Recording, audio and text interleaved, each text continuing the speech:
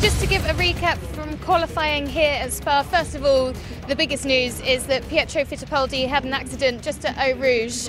We don't yet know what his condition is, but he's seeking further medical attention, so we hope you get well soon, Pietro. So, Alan, moving on to GTs. It was close, well, for them. Really, really close. 0.083 was the gap between the Fords, and the two Fords were just nip and tuck all the way, with Andy Priaulx, Harry Tincknell and Tony Kanaan taking the pole position, and the 1 point for pole position as well over their teammates.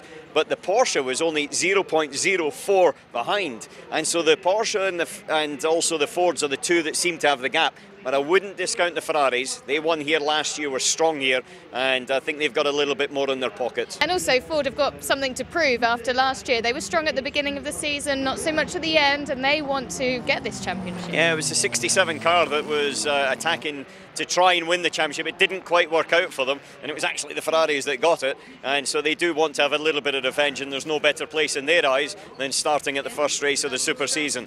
Moving on to LMP2. Yeah. It's our familiar front runners, isn't it? Hey, it is, with Alpine actually taking the pole position. Nicolas Lapierre put down a lap, a really nice lap. And it's funny, when you look at the LMP2 cars, they are so quick round here now. It was going to have to be a very strong run to take pole from the G-Drive. Jean-Eric Vergne is a guy that I think we know, and he'll be attacking. So whoever's starting that signature Alpine, be careful at the first corner, because you know something's going to be coming down your inside. And then moving on to LMP1, Toyota were dominant. Yes, they were, and they clearly put together a good balanced car. In terms of qualifying, then that's going to be a strong point for them. And in the Rebellion team, they were obviously the next best coming up, because I think they've been, I would say, most experienced of these type of situations, because they've actually raced in LMP1 before. They finished on the podium outright in Le Mans, but the two Toyotas were going at it hammer and tong, and it was Kobayashi's last lap, which was the fastest lap of anybody this weekend, that just took it from his teammates. Fernando Alonso is going to have to start second on the grid this time.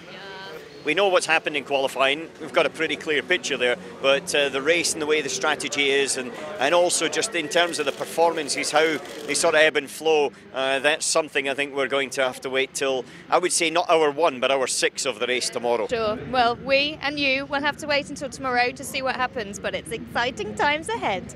Stay tuned.